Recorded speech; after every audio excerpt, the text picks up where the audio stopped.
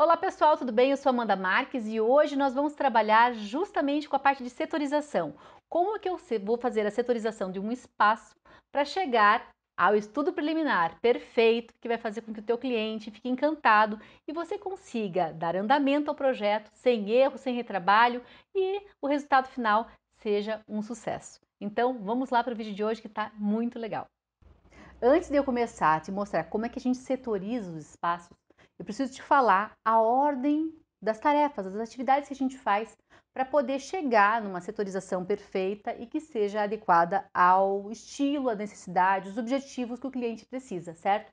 Então a primeira coisa que você vai precisar fazer nesse contexto, tá, é o briefing. Então tudo vai partir do briefing.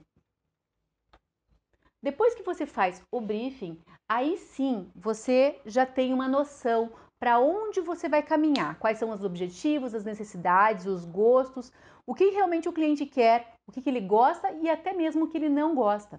Quando a gente não sabe o que o cliente gosta e o que o cliente não gosta, fica muito difícil a gente chegar num conceito, numa contextualização que realmente agrade esse cliente, que faça com que ele se conecte com você. Então o briefing ele é fundamental para a gente começar aí a desenvolver o nosso projeto. A partir do momento que eu fiz o briefing, eu consigo definir a conceituação do projeto. E existe uma diferença entre conceituação e partido. A conceituação está relacionada à linha projetual que eu vou trabalhar, quais são as referências que eu vou ter. Né? Então, por exemplo, na época que eu fazia faculdade, eu seguia muito um arquiteto chamado Legorreta. As minhas composições eram muito coloridas, então por isso eu trabalhava muito com o Legorreta. Mas eu não preciso buscar um artista, um arquiteto, um designer para seguir uma linha. Eu posso também utilizar vários elementos, várias composições, vários ambientes que vão me dar como referência para eu fazer o meu projeto.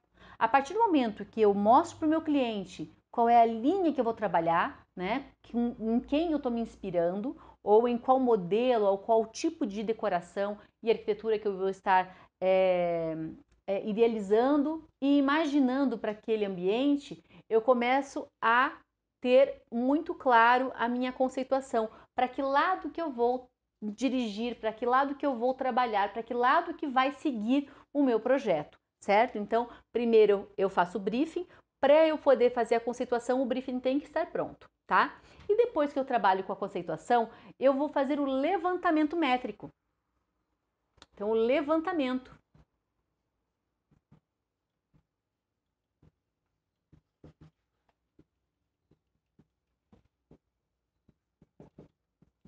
O que é levantamento métrico, gente?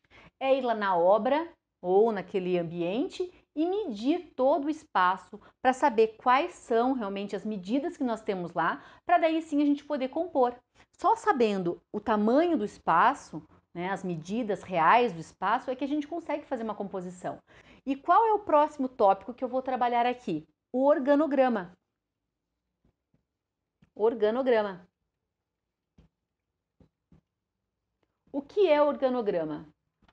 O organograma é uma listagem, tá? Eu vou listar todas as necessidades do meu cliente. Então, meu próximo passo aqui, ó, é o layout, tá? Então, assim, tendo um organograma claro, então uma listagem na minha frente, eu começo a desenvolver o layout. Pego uma planta baixa, né, do ambiente que a gente mediu ou do projeto que a gente tem em mãos e começo a mexer ali as peças do quebra-cabeça. Começo a trabalhar ali tudo que vai ter naquela cozinha ou naquele ambiente que a gente vai estar projetando. Se é uma sala, se é um quarto, se é um banheiro, não importa qual é o ambiente que você está fazendo.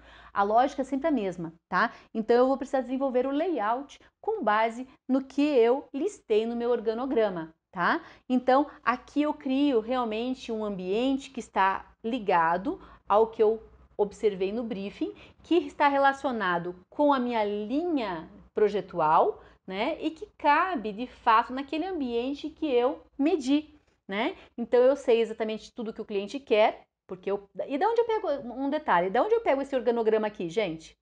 Eu pego daqui, ó, do briefing. né? Na hora que eu converso com o cliente, eu preciso saber certinho o que ele espera, o que ele pensa em ter naquele ambiente. Tendo isso em mãos, eu consigo fazer todas essas etapas. Então, por isso que o briefing é fundamental, né? Você está vendo que todas as etapas dependem dele? Depois que eu já fiz o meu layout, eu preciso organizar isso para mostrar para o meu cliente, para ele entender o que vai ser feito, o que vai ser proposto para esse projeto. Então, eu vou desenvolver aqui, ó, o meu painel semântico. Eu estou de lado, né? Minha letra ficando horrorosa. Semântico.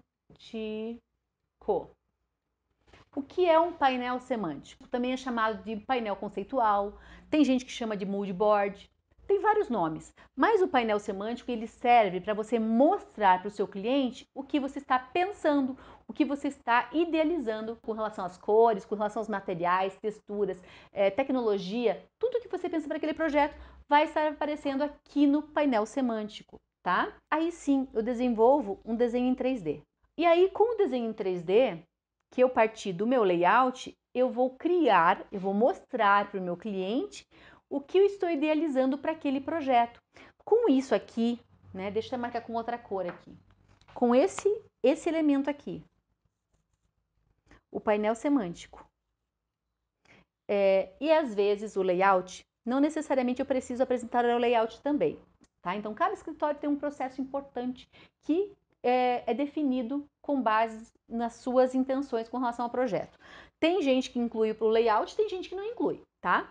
Então aqui, ó, eu vou estar com essas 3 etapas juntas, tá? Que serão os itens que eu vou apresentar para o meu cliente. Então aqui eu faço minha primeira apresentação para o cliente. É quando eu vou lá e apresento para ele o meu estudo preliminar. Nossa, que letra horrível! Não posso ficar na frente do negócio, né? Daí fica essa letra feia aqui. Mas dá para entender, né? Acho que dá. Deixa eu ver se tá dando para enxergar ali.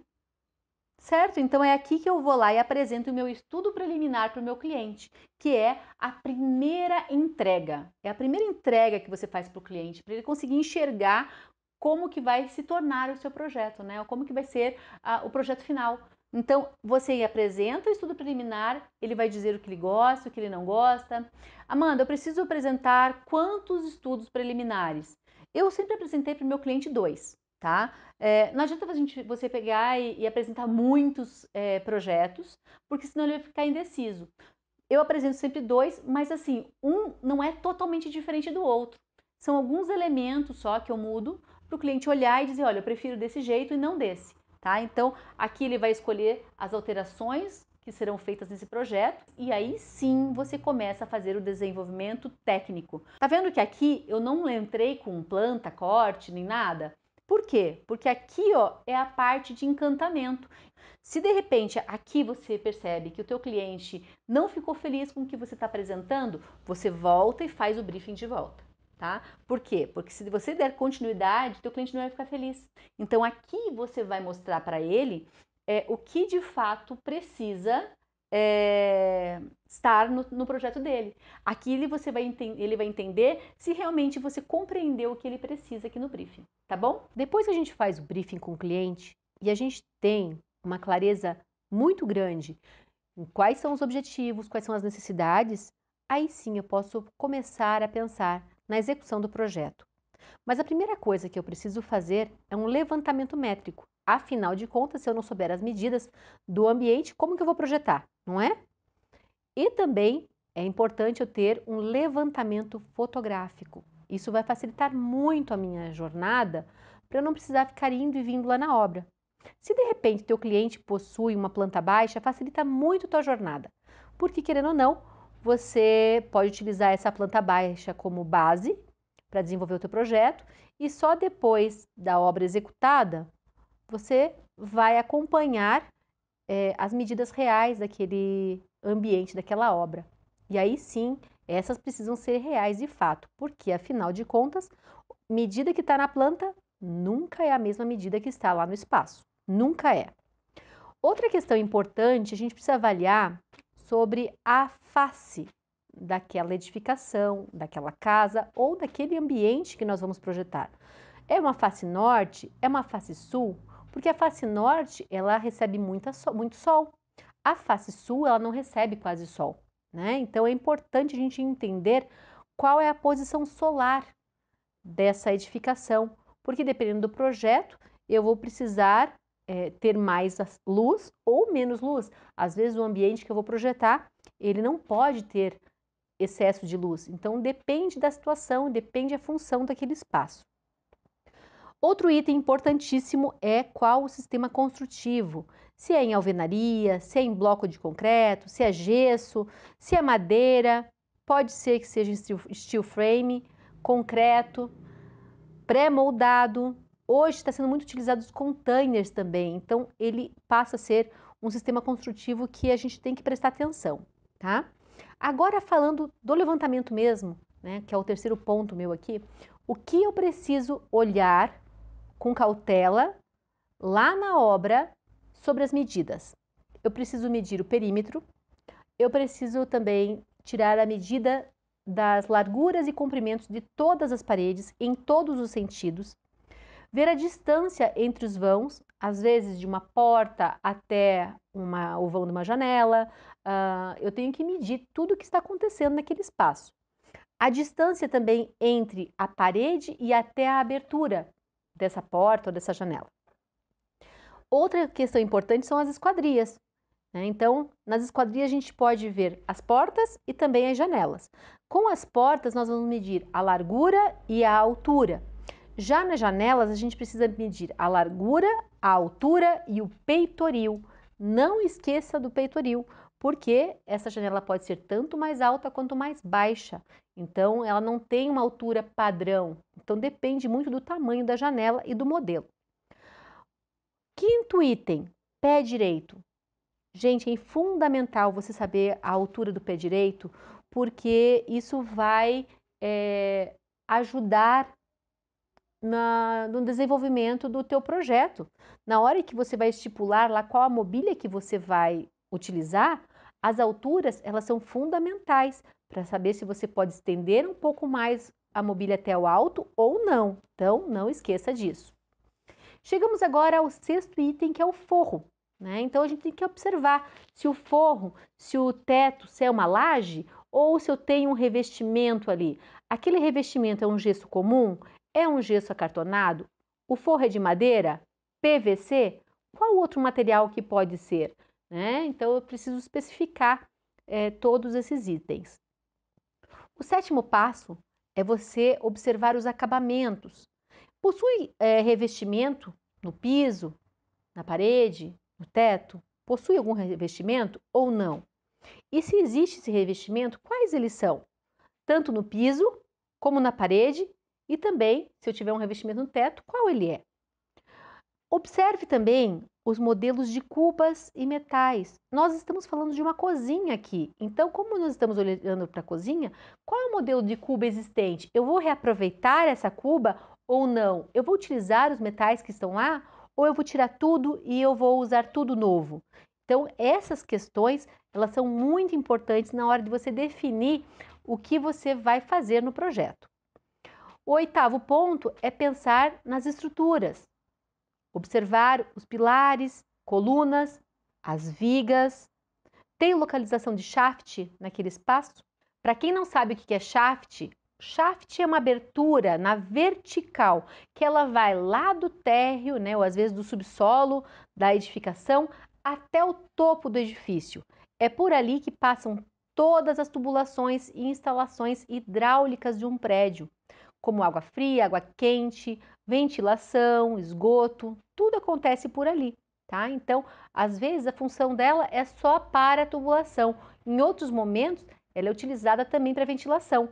Quando a gente tem, por exemplo, um banheiro que não tem acesso para fora da edificação, não tem janela, e a gente vê uma janela naquele banheiro, ela está focalizando para um shaft, né? Um duto central, para poder expandir essa ventilação. Quais são os projetos complementares que você tem em mãos, que você conseguiu resgatar desse projeto? Pontos de hidráulica, pontos de gás, pontos de ventilação para coifa, posicionamento de interruptores, os pontos de luz, quais outros materiais, né? Quais outros complementares você possui. É legal você marcar cada um desses complementares com uma cor diferente. Assim fica muito mais fácil você gravar e identificar sobre o que você está falando. A partir do momento que você cria uma legenda e padroniza isso no teu escritório, sempre que você enxergar aquela cor ou aquele modelo, você sabe do que se refere. Agora falando sobre os mobiliários, tem algum mobiliário existente que vai ser mantido? Bancada inferior, bancada superior, mesa, canto alemão, adega, ilha.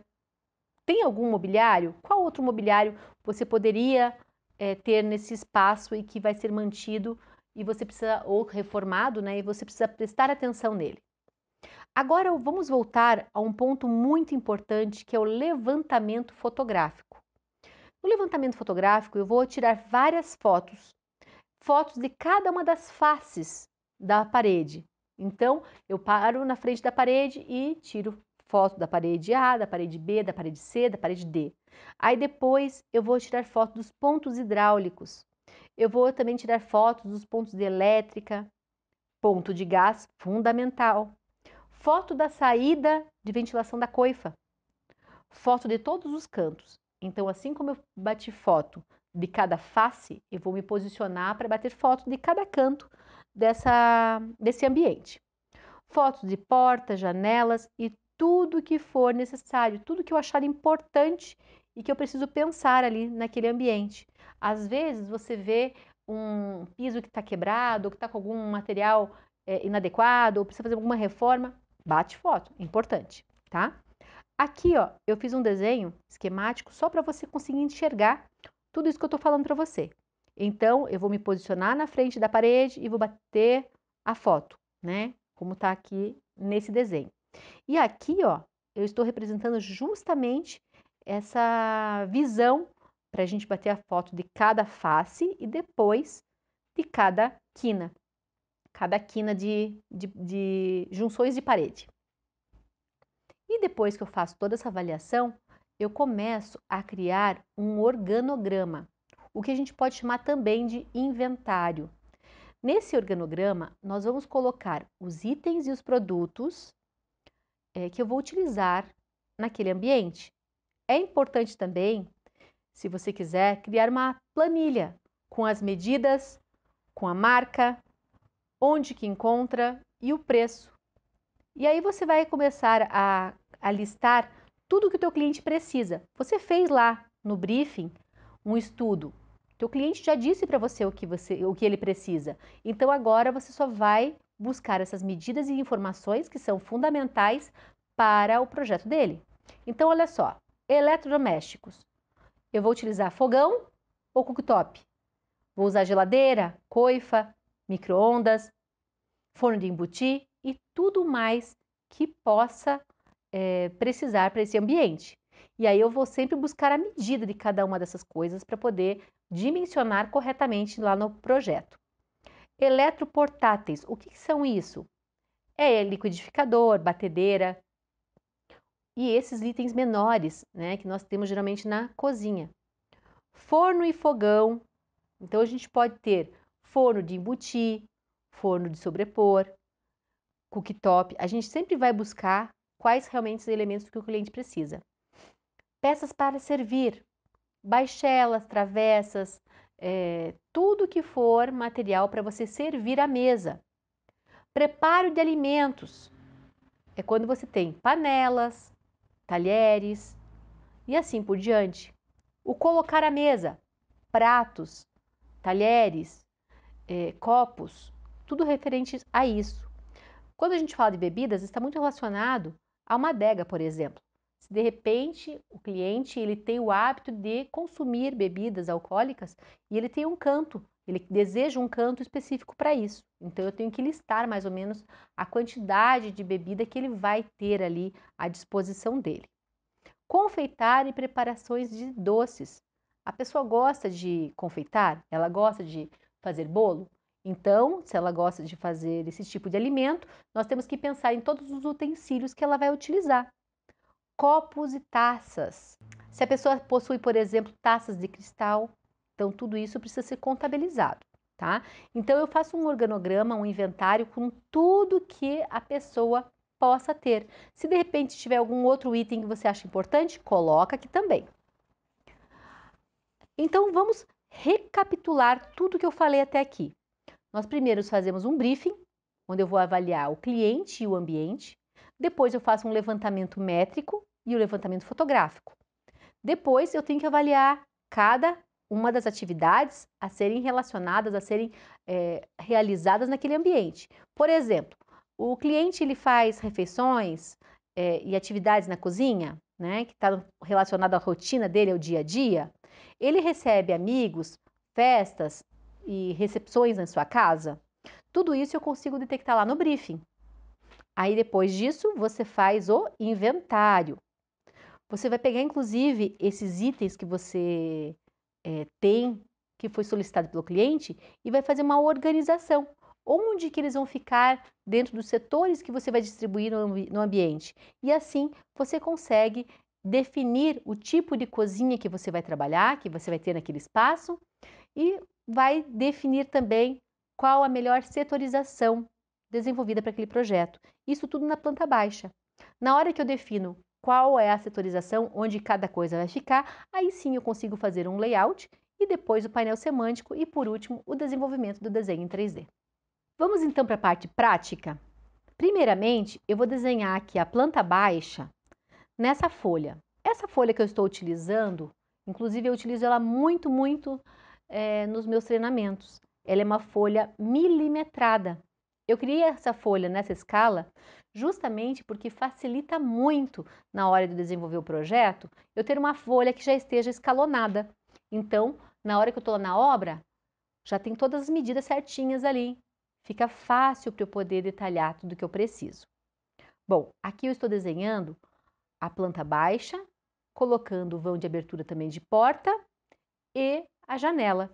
Eu vou colocar aqui também as cotas, para vocês saberem qual é o dimensionamento dessa cozinha aqui, para facilitar a nossa visualização e também o entendimento da setorização que eu vou estar trabalhando com você. Para esse trabalho, eu vou utilizar essas placas de layout. No meu treinamento, nós temos esse material em PDF, então você consegue imprimir, recortar e utilizar. Nós também temos esse material na versão em MDF.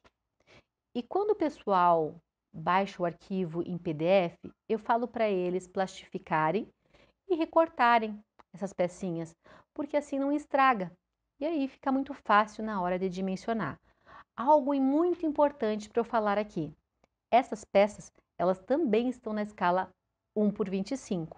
Então, eu estou utilizando uma folha que está em 1/25 e também os blocos na mesma escala. Então, facilita muito na hora de eu projetar. Olha só, eu tenho várias placas aqui. Cada uma delas refere-se a um tipo de ambiente, um tipo de projeto. Então, eu vou pegar e utilizar algumas peças e algumas placas dessas aqui. Eu vou inicialmente pegar 3 peças, uma geladeira, uma pia e um fogão.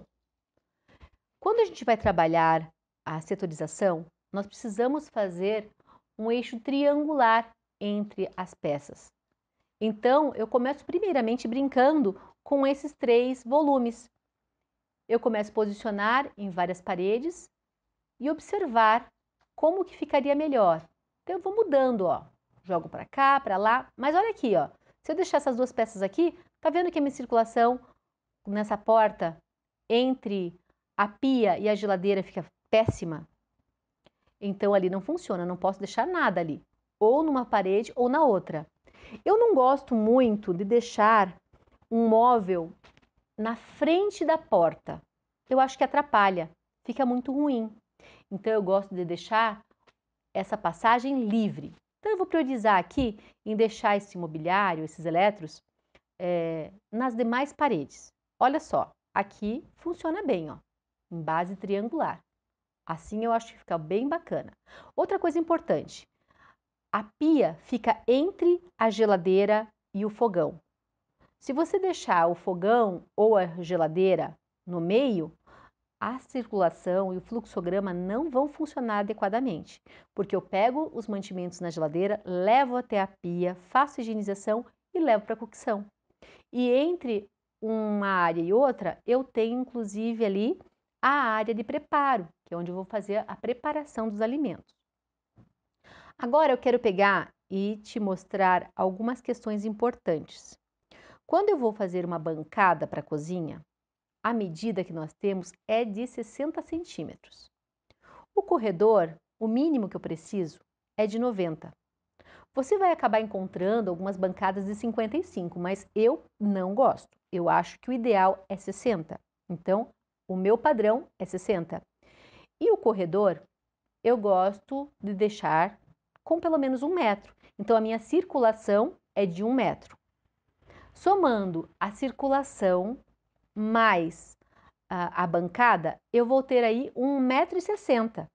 Então, sempre que eu for pensar na frente do armário, na frente da bancada, eu preciso pensar que eu preciso da parede até o limite onde eu posso colocar um outro mobiliário, eu preciso ter aí 1,60 m.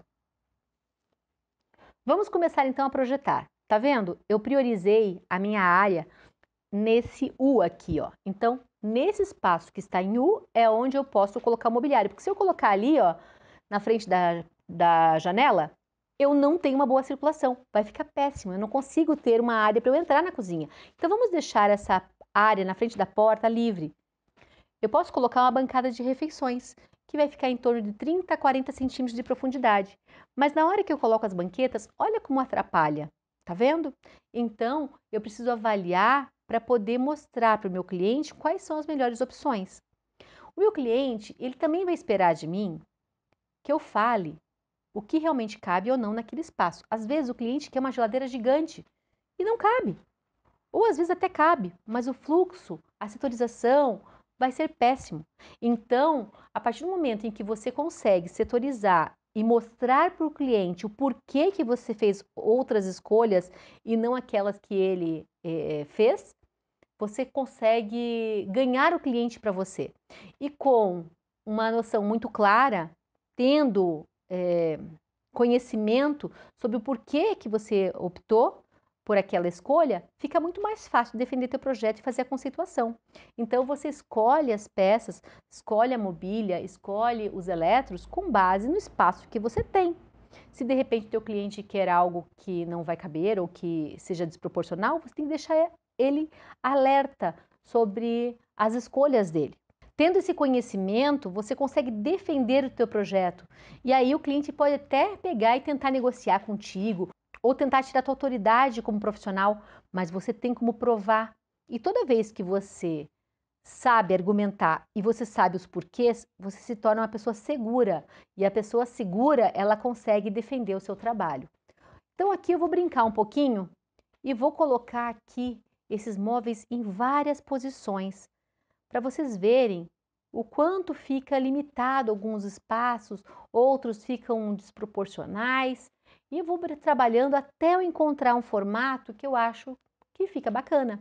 Nós temos aí 2,10 m por 2,70 m. Então não é uma cozinha muito grande. Ela não é pequena, mas também não é grande. Eu não consigo colocar, por exemplo, ali uma mesa ou fazer uma ilha. Eu não consigo. Se eu fizer uma ilha, por exemplo, eu não vou poder colocar mobiliário nas paredes. Se eu colocar uma mesa quadrada, não cabe, não tem espaço para as cadeiras ali. Então, eu tenho que priorizar o que realmente cabe naquele ambiente, fazendo com que o espaço fique o mais adequado possível com base nas necessidades. Adaptar o espaço ao objetivo, necessidade e, ao mesmo tempo, o que realmente funciona para aquele ambiente. Eu defini então que essas 3 peças aqui é que vão fazer parte dessa cozinha. Um cooktop, uma geladeira média e a pia com uma cuba só. Olha só, tentei colocar ali a mesa de todos os jeitos e não deu muito certo. Então minha opção mesmo vai ser deixar nesse espaço aí o fogão aqui, a minha pia nessa posição aqui e aqui no canto a geladeira. Não vou colocar mesa nem nada e eu vou poder defender o meu projeto do porquê que eu fiz desse jeito. Meu cliente vai entender se eu mostrar para ele os porquês. Se de repente eu precisar, eu vou lá e pego os meus blocos e coloco em cima da planta para o cliente entender. E se mesmo assim não surtir efeito, se realmente ele continuar não entendendo, vou lá na obra. Marco com fita crepe no chão, faço ele circular no espaço e aí sim ele vai entender o porquê das minhas escolhas. Agora eu vou te mostrar então como que foi definido o conceito e o painel semântico para esse projeto. Então aqui eu não vou mostrar para vocês como que foi feito o briefing, mas eu vou te mostrar as imagens que foram selecionadas pelo cliente para a gente chegar exatamente na linha projetual. Bom, nessa imagem aqui nós temos um ambiente que o cliente gostou muito, mas ele me reforçou algumas questões pontuais, que essa parte em azul, esses móveis em tom azul, ele não gostou. Mas essa parte superior, com a utilização ali dos tons cinzas, o tipo de iluminação, a madeira ao fundo, o concreto aparente, ali no teto tem a estrutura do ar-condicionado que remete a um tom de cinza, né, que é um tom de aço, ele gostou bastante. E também lá atrás aquela parede em tijolo aparente também está dentro do que ele gosta. Nessa outra imagem aqui, essa parte clean demais, branco, não foi o que ele gostou. Pelo contrário, ele falou assim, não, isso não tem nada a ver comigo. Porém, eu gostei dos eletrodomésticos que foram utilizados, que são mais tecnológicos. Eu quero uma coisa muito ousada e que seja atual.